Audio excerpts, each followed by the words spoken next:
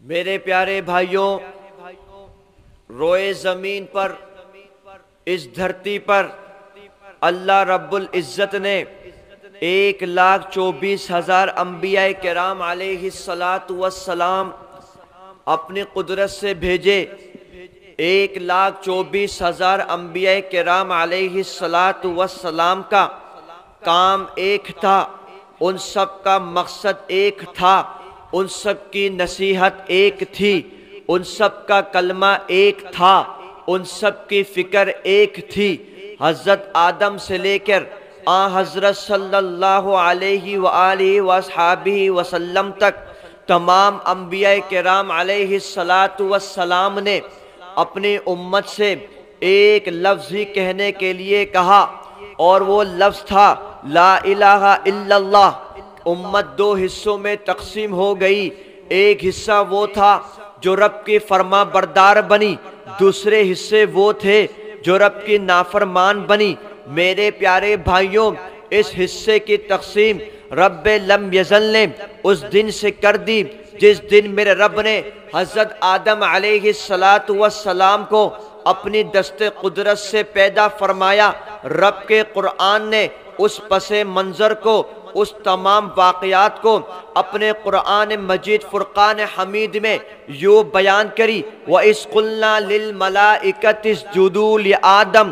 رب کا قرآن کہتا ہے جب ہم نے کہا اے فرشتوں سجدہ کر دو آدم کو، فسجدوا، تمام فرشتوں نے سجدہ کر لیا، یعنی کہ تمام فرشتے اطاعت گزار بن گئے، تمام فرشتے فرما بردار بن گئے، الا ابلیس۔ جب کہا اس سے ابلیس خارج ہو گیا۔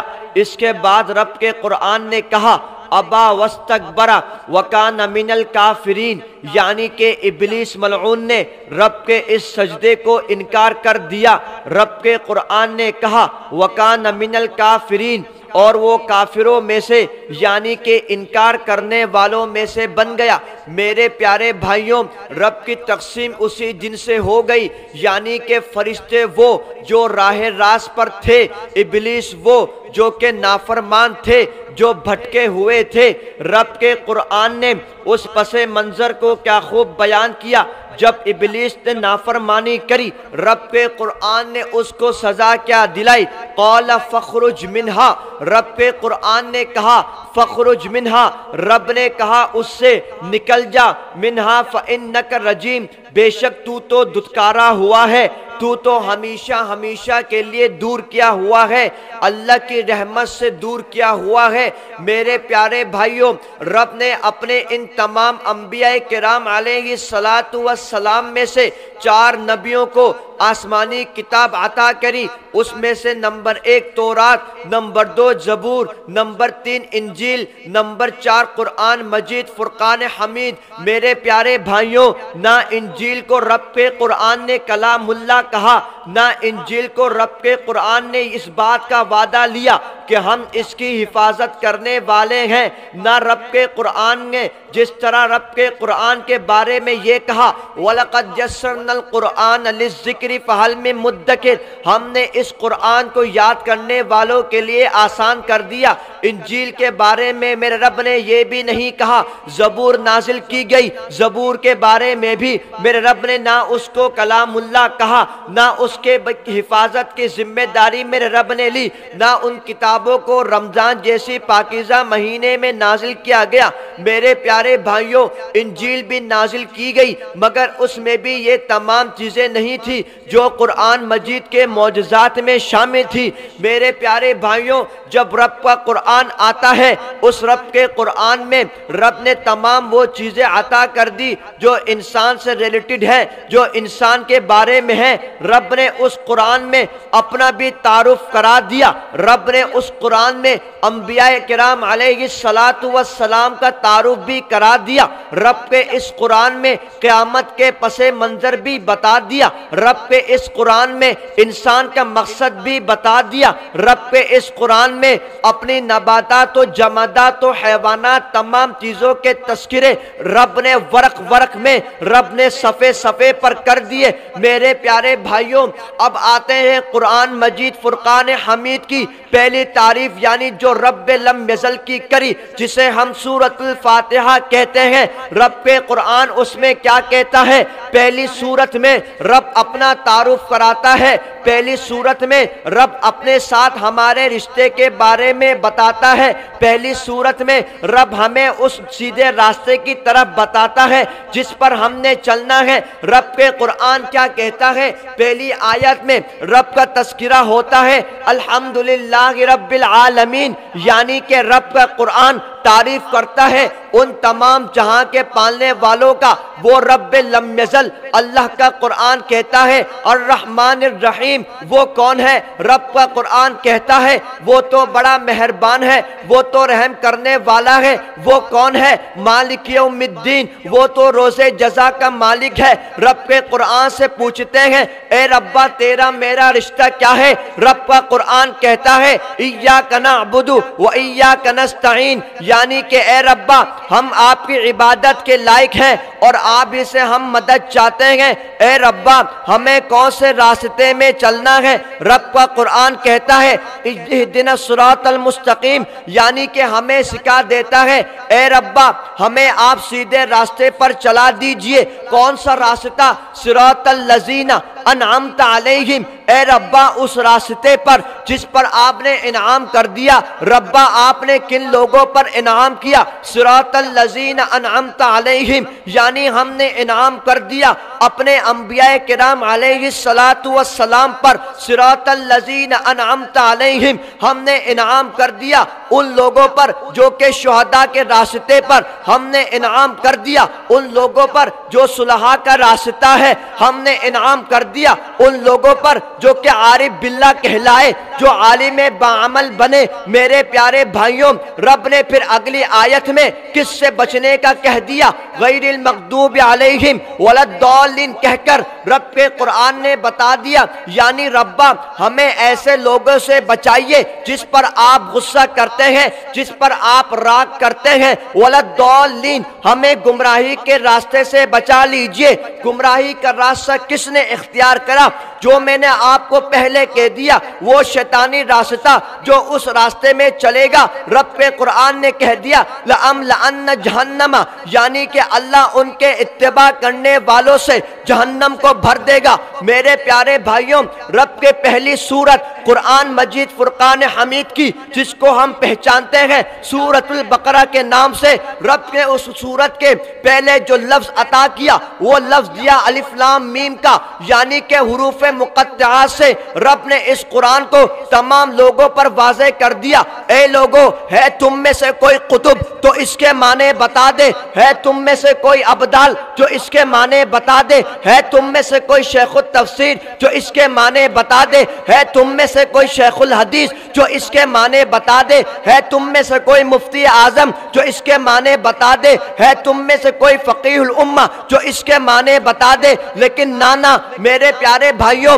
الف لام میم کا معنی کسی قطب کو نہیں معلوم، الف لام میم کا معنی کسی ابدال کو نہیں معلوم، الف لام میم کا معنی کسی شیخ الحدیث و تفسیر و فقیہ الامہ کسی کو نہیں معلوم۔ رب قرآن کا اس لفظ کا جملہ صرف رب العالمین جانتا ہے، صرف رحمت للعالمین جانتا ہے۔ یہ کتاب کیسی ہے؟ رب قرآن کی اگلی آیت ہمیں کہتی ہے ذالک الکتاب لا ریب فیہ، یہی تو وہ کتاب ہے جس میں کوئی شک نہیں ہے، یہی تو وہ کتاب ہے جس میں کوئی کنفیوژن نہیں ہے۔ ربا ہم نے کیا کرنا ہے؟ رب کے قرآن کی اگلی آیت کہتی ہے الذین یؤمنون بالغیب وہ لوگ جو غیب پر ایمان لائے، وَيُقِيمُونَ الصَّلَاةَ نماز کو قائم کیا، وَمِمَّا رَزَقْنَاهُمْ يُنْفِقُونَ ہم نے جو ان کو رزق عطا کیا اس میں سے وہ خرچہ کرتے ہیں۔ میرے پیارے بھائیوں، ہر آیت اگر پڑھنے لگ جائیں رات گزر جائے گی مگر تفسیر ختم نہ ہوگی،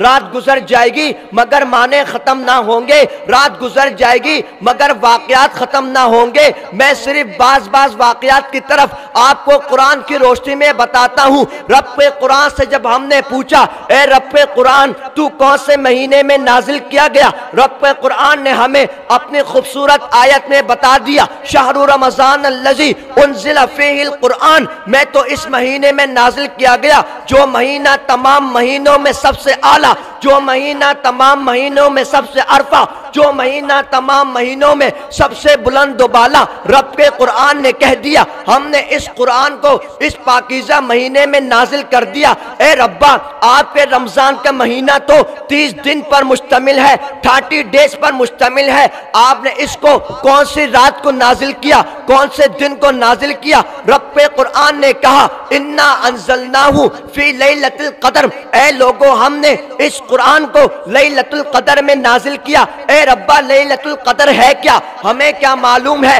رب قرآن نے پھر سے کہا وما ادراک ما لیلۃ القدر، آپ کو کیا معلوم، تم کیا جانتے ہو کہ لیلۃ القدر کیا ہے؟ ربا پھر آپ بھی بتا دیجئے کہ لیلۃ القدر کیا ہے؟ رب قرآن کہتا ہے لیلۃ القدر خیر من الف شہر، یہی تو وہ رات ہے جو 1000 مہینوں سے سب سے بہترین ہے، یہی تو وہ رات ہے جو تمام مہینوں سے، ہزاروں مہینوں سے، ہزاروں سال سے، ہزاروں راتوں سے سب سے عرفہ ہے، یہی تو وہ رات ہے جس رات میں جبریل امین کو اس روئے زمین پر، اس دھرتی پر بھیج دیتا ہوں، یہی تو وہ رات ہے جس رات میں تمام امت کی بخشش کر دیتا ہوں، یہی تو وہ رات ہے جس رات کے بارے میں رب قرآن میں بھی تذکرہ چلتا ہے۔ میرے پیارے بھائیوں اب آتے ہیں کہ اے ربا ہم نے کرنا کیا ہے، ہمارے لیے کیا حکم ہے؟ رب قرآن نے کہا وَأَقِيمُوا الصَّلَاةَ وَآتُوا الزَّكَاةَ،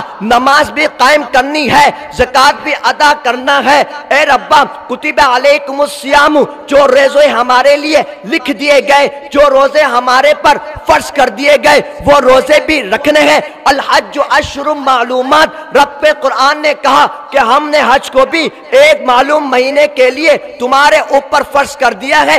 میرے پیارے بھائیوں رب قرآن سے یہ پوچھتے ہیں اے ربا ہمارے لیے کیا چیز حلال ہے، ہمارے لیے کیا چیز حرام ہے؟ رب قرآن نے کہہ دیا احل اللہ البیع وحرم الربا، لوگوں ہم نے تمہارے لیے تجارت کو، تمہارے لیے بزنس کو، تمہارے لیے ہم نے کاروبار کو حلال کر دیا، وحرم الربا ہم نے تمہارے لیے سود کو حرام کر دیا۔ رب قرآن سے پوچھا ربا ذرا یہ بھی بتا دیجئے آپ نے اس قرآن کو اتنی فضیلت والا بنایا، اس کو اتنا مقام و مرتبہ عطا کر دیا، ربا ہم تو 5-6 فٹ کے انسان ہیں، اس کو آپ پہاڑ پر نازل کر دیتے۔ رب قرآن نے کہا نانا لو انزلنا ھذا القرآن علی جبل لرأیتہ خاشعا متصدعا من خشیۃ اللہ، اے لوگوں اگر ہم اس قرآن کو پہاڑ پر نازل کر دیتے یہ رب کے ڈر سے، یہ اللہ کے خشیت سے ریزہ ریزہ ہو جاتا۔ ربا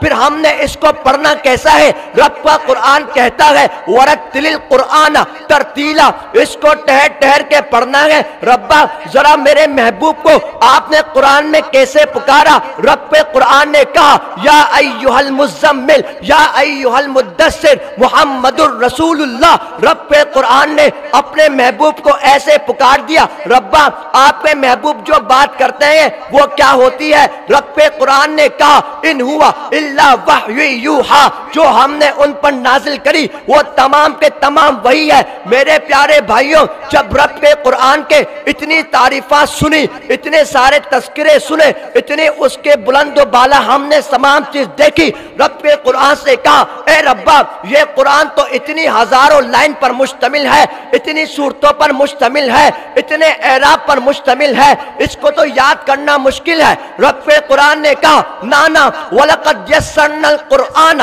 لِلذِّكْرِ فَهَلْ مِن مُدَّكِرٍ، ہم نے تو اس قرآن کو یاد کرنے والوں کے لیے نہایت آسان کر دیا، نہایت ایزی کر دیا۔ اے ربا پھر تو اس قرآن کی حفاظت کون لے گا؟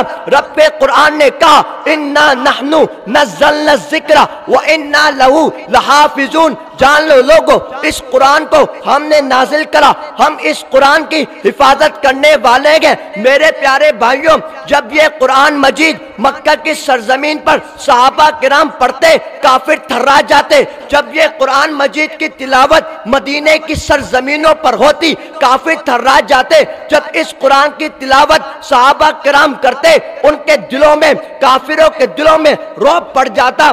مگر میرے پیارے بھائیوں، اس قرآن کو صحابہ کرام نے اپنے سینوں پر محفوظ کر کر ہم تک یہ قرآن مجید فرقان حمید ایسے پہنچا دیا کہ انشاءاللہ ثم انشاءاللہ قیامت تلک جب تک یہ مسلمان موجود ہے اس قرآن مجید کو ہم بھی یاد کر کر کے انشاءاللہ اس دنیا سے چلے جائیں گے انشاءاللہ۔ یہ قرآن مجید کی طاقت ہے، یہ فرقان حمید کی طاقت ہے۔ میرے پیارے بھائیوں، اس قرآن مجید کو پڑھنا بھی صحابہ کرام کے زمانے میں جرم تھا۔ کیا تھا؟ جرم تھا، جرم۔ بات سمجھ آ رہی ہے؟ جرم تھا، لیکن ان صحابہ کرام نے قرآن کی ایک ایک آیت یاد کر کے اپنے سینوں میں محفوظ کر دیا۔ ان صحابہ کرام نے تمام چیزیں برداشت کری، ظلم برداشت کیے، ہر چیز ظلم و ستم برداشت کر کر کفار مشرکین نے جو ان کو پر ریمانڈ کرا ہر چیز برداشت کیا، مگر اس قرآن مجید کو، اس دین اسلام کو صحابہ کرام نے کسی بھی صورت میں نہیں چھوڑا، کسی بھی صورت میں نہیں چھوڑا۔ صرف اس دین اسلام کے لیے انہوں نے اتنا ظلم برداشت کیا۔ ہمیں اور آپ کو تو دین اسلام گھروں پر بیٹھ کر ملا، ماؤں کے گود میں ملا۔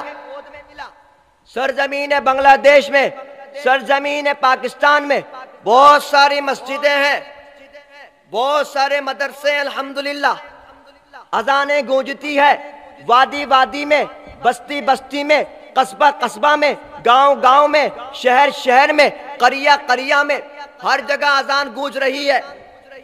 اس لیے تو ہمیں دین کی قدر نہیں معلوم، اس لیے تو ہم کو دین کی فضیلت نہیں معلوم۔ میرے پیارے بھائیوں، یاد کرو اس وقت کو جب مکہ کی سرزمین پر کلمہ پڑھنا بھی جرم تھا، نماز پڑھنا بھی جرم تھا، قرآن مجید پڑھنا بھی جرم تھا، لا الہ الا اللہ کہنا بھی جرم تھا۔ یہ تمام ظلم برداشت کر کے صحابہ کرام نے ہم تک یہ دین اسلام ایسے پہنچا دیا کہ انشاءاللہ ہم اس دین اسلام پر ایک بال کے برابر بھی کوئی آنچ نہیں آنے دیں گے انشاءاللہ۔ یہ صحابہ کرام نے ہم تک جو امانت پہنچائی ہے یہ کوئی معمولی نہیں ہے۔ کھڑا کھڑا ادھر آگے بیٹھ۔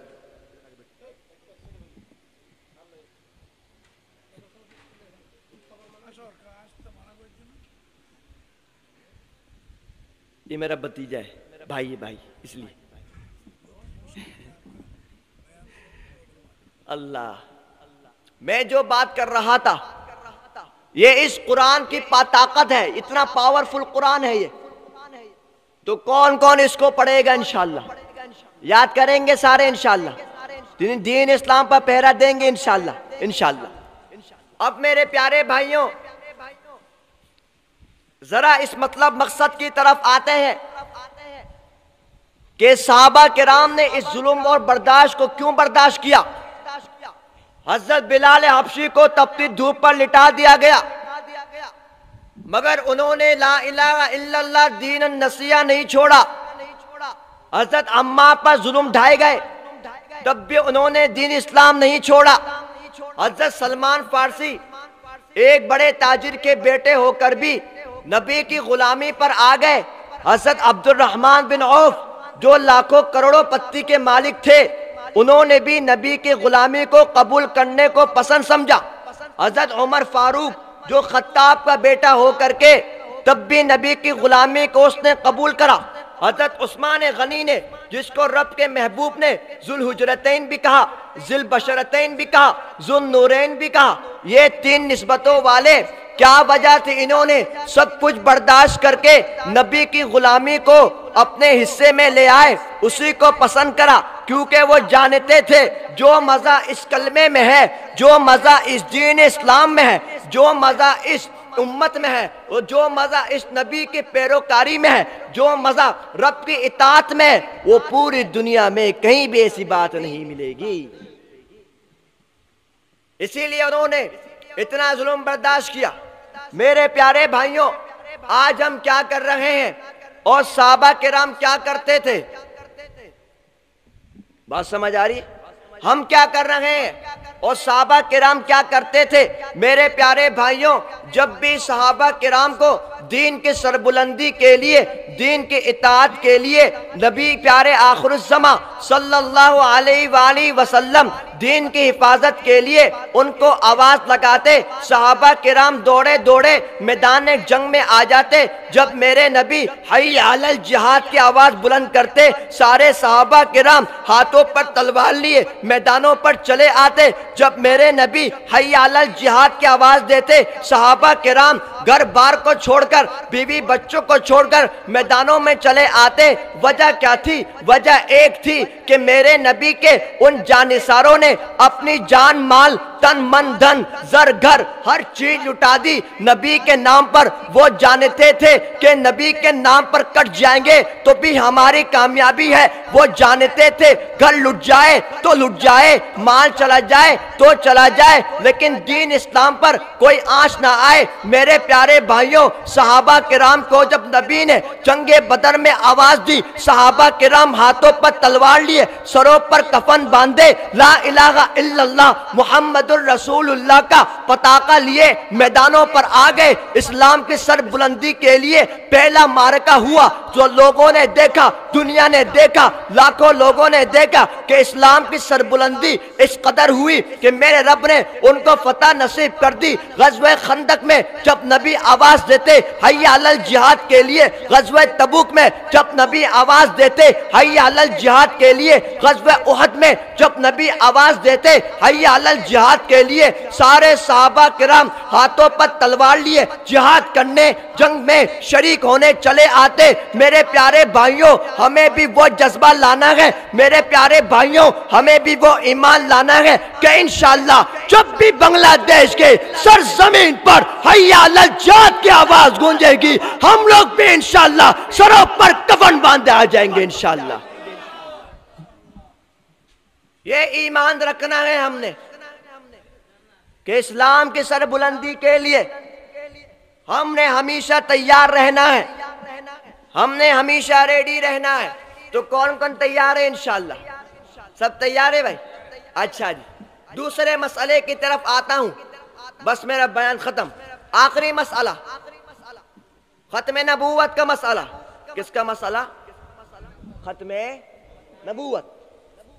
میرے پیارے بھائیوں، رب کے قرآن کی آیت جو میں نے آپ کے سامنے تلاوت کری، رب کے قرآن نے کہا ما کان محمد ابا احد من رجالکم ولکن رسول اللہ وخاتم النبیین۔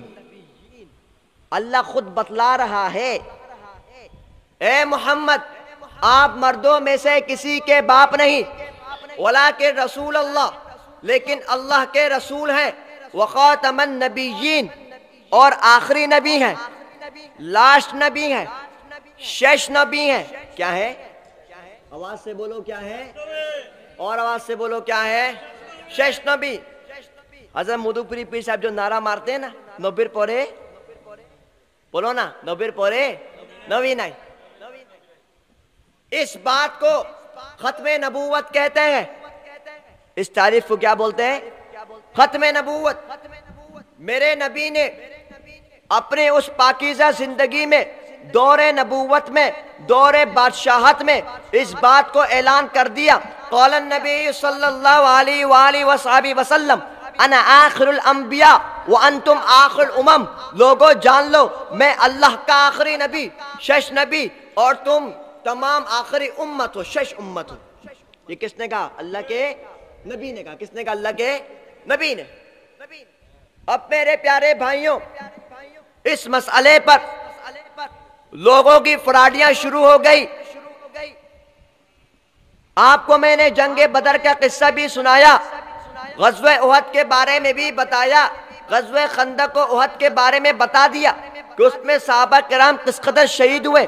لیکن میرے پیارے بھائیوں، خلیفہ اول حضرت ابو بکر صدیق رضی اللہ تعالی عنہ جب اپنے دور خلافت میں آئے، اسلام کے پہلے خلیفہ، اسلام نحمده ونصلي على رسوله الكريم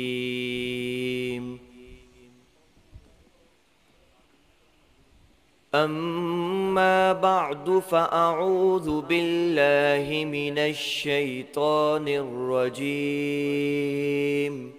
طلب کیا، حی علی الجہاد کی آواز دی، چلو بے سارے اس بدبخت کے خلاف جس نے نبوت کا اظہار کرا۔ میرے پیارے بھائیوں، سارے صحابہ کرام نکل پڑے۔ جنگ احد میں بھی، غزوہ احد میں بھی اتنے صحابہ شہید نہ ہوئے، غزوہ تبوک میں بھی اتنے صحابہ شہید نہ ہوئے، غزوہ خندق میں بھی اتنے صحابہ شہید نہ ہوئے۔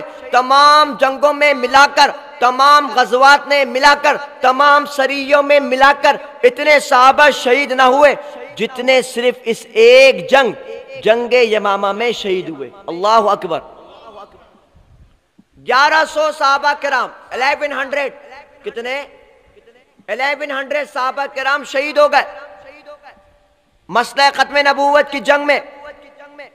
اور میرے پیارو، 70 سے 80 کے قریب وہ صحابہ تھے جو مکمل قرآن کے حافظ تھے، کیونکہ اس زمانے میں قرآن مصحف میں بھی نہیں آیا تھا۔ لیکن میرے پیارے بھائیوں، ان صحابہ کرام نے کیا پیغام دیا ہمیں؟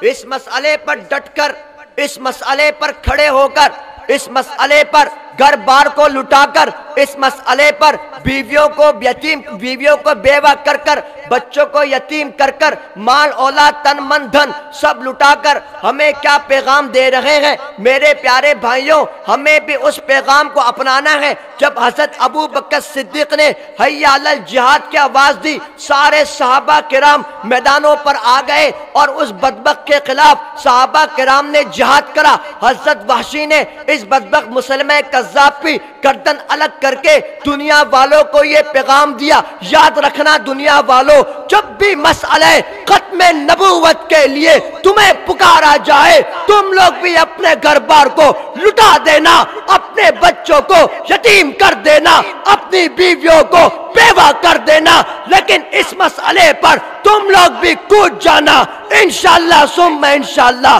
جب بھی ختم نبوت کے لیے ہمیں آواز دی جائے گی، ہم لوگ بھی انشاءاللہ لبیک کہتے ہوئے سروں پر کفن باندھے اس گردن کو کٹوانے کے لیے میدانوں میں کود جائیں گے، لیکن اس مسئلے پر ایک بال کے برابر بھی کوئی آس نہیں آنے دیں گے۔ تو کون کون تیار ہے؟ انشاءاللہ سب تیار ہے انشاءاللہ۔ میرے پیارے بھائیوں، سن 1973 میں، 1973 میں سرزمین پاکستان میں جب اس مسئلہ ختم نبوت پر علماء نے اتفاق کیا اور عوام کو پکارا، کہاں پر؟ پاکستان میں۔ کہاں میں؟ پاکستان میں۔ 1973 کو علماء کرام موجود تھے، مفتی محمود صاحب، علامہ شاہ احمد نورانی۔ جب دیکھا کہ قادیانی لوگ بڑھ رہے ہیں، سب نے اس بات پر اتفاق کرا کہ شنشت کے، اسمبلی کے آئین کے مطابق ان بدبختوں کو کافر قرار دیا جائے۔ کیا قرار دیا جائے؟ کافر۔ قادیانی مسلمان نہ کافر؟ اور آواز سے بولو بھائی، مجاہد کی طرح بولو، کافر۔ یہ ساری گندگی ہمیشہ ہندوستان سے آتی ہے۔ کہاں سے آتی ہے؟ ہندوستان سے، یہ گندگی بھی وہیں سے آئی، پھر یہ گندگی پاکستان اور بنگلہ دیش میں گھستی ہے۔ کہاں گھستی ہے؟ پاکستان اور بنگلہ دیش میں۔ یہ گندگی بھی ہندوستان سے آ کر ہمارے مسلمانوں کے ملک میں گھس گئی۔ یہ مرزا غلام قادیانی بے غیرت اپنے آپ کو آخری نبی کہتا ہے، دکھنے میں یہ کانا بہنگا تھا، بہنگا کیا تھا؟ بہنگا تھا، اور یہ اپنا آپ کو نعوذ باللہ نبی کہتے ہیں، حرامی۔ تو میرے پیارے بھائیوں، اب ہم نے کیا کرنا ہے؟ جب 1973 میں علماء نے آواز دی لوگوں کو، اے لوگوں آ جاؤ، اب سنسد کے آئین کے مطابق قادیانیوں کو کافر قرار دینا ہے۔ میرے پیارے بھائیوں، 4 سال کے بچے سے لے کر 70 سال کے بوڑھے تک کے لوگ میدانوں پر آ گئے، روڈوں پر آ گئے۔ اس زمانے میں قادیانی بڑے عروج پر تھے، انہوں نے پولیس کے ذریعے، حکومت کے ذریعے ان کے اوپر گولی برسانا شروع کری۔ کیا برسائی؟ گولی، گولی، گولی سمجھتے ہو نا؟ ہاں، گولی برسانا شروع کری۔ اس 1973 کی اس جنگ میں، ہم تو جنگ بولیں گے اس کو، اس میں سارے بچے بھی شہید ہوئے، بڑے بھی شہید ہوئے، بوڑھے بھی شہید ہوئے، حافظ قرآن بھی شہید ہوئے، علماء کرام بھی شہید ہوئے، مفتیان کرام بھی شہید ہوئے، بچیاں بھی شہید ہوئی، مائیں بھی شہید ہوئی۔ ہر مسلک مذہب والا، ہر رنگت والا، ہر قوم والا اس میں شہید ہو گیا، گولی کھا کھا کر کیا ہو گیا؟ شہید ہو گیا۔ لیکن میرے پیارے بھائیوں، سب نے شہادت دی، لیکن اس کے بعد الحمدللہ ثم الحمدللہ 1973 میں سرزمین پاکستان کے سنسد کے آئین کے مطابق قادیانیوں کو کافر قرار دیا گیا۔ اب تک الحمدللہ، بلکہ جب تک پاکستان قیامت تک جب تک وجود میں ہے، یہ آئین برقرار رہے گا۔ میرے پیارے بھائیوں، اب نمبر بنگلہ دیش کا انشاءاللہ، اب نمبر بنگلہ دیش کا انشاءاللہ۔ تم لوگ بھی عہد کرو انشاءاللہ کہ جب بھی علماء کرام ہمیں مسئلہ ختم نبوت پر آواز دیں گے، ہم لوگ بھی انشاءاللہ سنسد کے آئین کے مطابق قادیانیوں کو کافر قرار دیں گے انشاءاللہ۔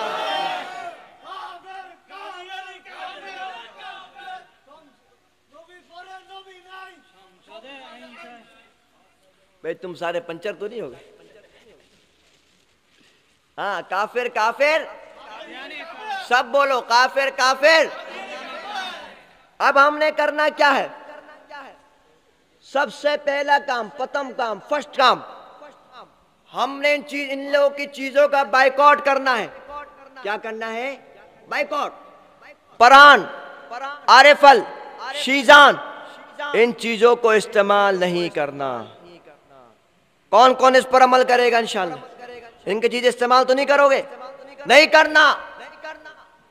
ہمیں ہر چیز قبول ہے۔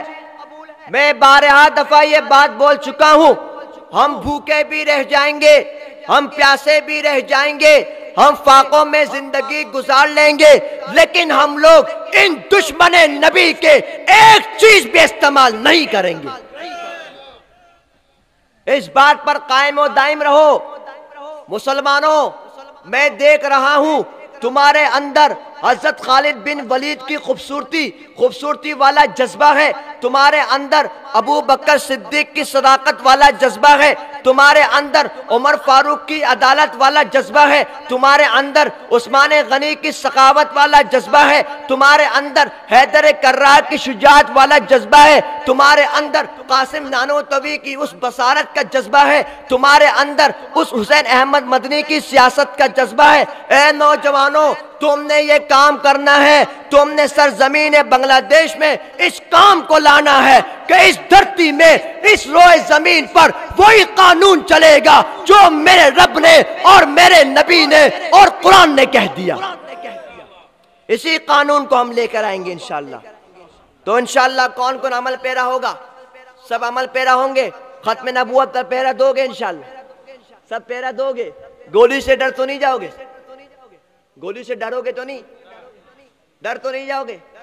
جیل سے ڈر تو نہیں جاؤ گے؟ ہتکڑی سے ڈر تو نہیں جاؤ گے؟ کیوں ڈرو گے بھائی؟ موت سے تو ہم پیار کرتے ہیں، کیونکہ موت تو ایک ہدیہ ہے، تحفہ ہے۔ جو اپنے کو ہمیں اللہ سے ملانے کا ذریعہ ہے. ہم تو شہادت کے لیے بھی تیار ہیں. کون کون تیار ہے؟ سچی سچی تیار یا پہ جھوٹ جھوٹا؟ پکی بات ہے. تیار ہے نا؟ ایسا تو نہیں سامنے تیار ہے پیچھے بھاگ جائے، ایسا نہیں ہوگا. پکی بات ہے. اچھا ایسا نہیں کرنا بھائی، بالکل نہیں ڈرنا ہے. اللہ کے قرآن نے پہلے ہی کہہ دیا وَلَا تَقُولُوا لِمَن يُقْتَلُ فِي سَبِيلِ اللَّهِ أَمْوَاتٌ. رب حکم دے رہا ہے، یہ علماء کرام خود بتائیں گے آپ کو، یہ رب کا قرآن حکم دے رہا ہے وَلَا تَقُولُوا، اور مت کہو لِمَن يُقْتَلُ فِي سَبِيلِ اللَّهِ أَمْوَاتٌ، اس شخص کو جو اللہ کے راستے میں قتل کیا گیا ہو کہ وہ مر گیا، بل احیاء ولکن لا تشعرون، بلکہ وہ زندہ ہے تمہیں معلوم نہیں ہے.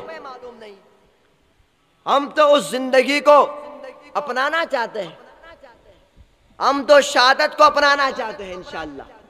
ہم تو چاہتے ہیں ہم نبی کے نام پر کٹ جائیں، ہم نبی کے دین کے لیے مٹ جائیں، تبھی تو ہماری کامیابی ہے. تو سب عمل کریں گے انشاءاللہ. دعا کرو گے میرے لیے انشاءاللہ. انشاءاللہ زندگی باقی، ملاقات باقی. والسلام علیکم ورحمۃ اللہ وبرکاتہ. لا الہ الا اللہ، لا الہ الا اللہ، لا الہ الا اللہ، لا الہ الا اللہ. دل کو اگر چمکانا ہو تو کر لو ذکر الا اللہ. دل کو اگر چمکانا ہو تو کر لو ذکر الا اللہ. پڑھیے لا الہ، آواز سے پڑھو بھائی. الہ الا اللہ، بولو لا الہ الا اللہ، لا الہ الا اللہ. کوئی بتائے دریاؤں کو ایسی روانی کس نے دی، کس نے چمکتا دن بخشا یہ رات سہانی کس نے دی. ننھے منھے پودوں کو گلشن میں جوانی کس نے دی. ننھے منھے پودوں کو گلشن میں جوانی کس نے دی. وہ یکتا قدرت بھی یکتا یکتا ہے میرا اللہ. پڑھیے لا الہ الا اللہ، لا الہ الا اللہ، لا الہ الا اللہ محمد الرسول اللہ صلی اللہ علیہ وسلم.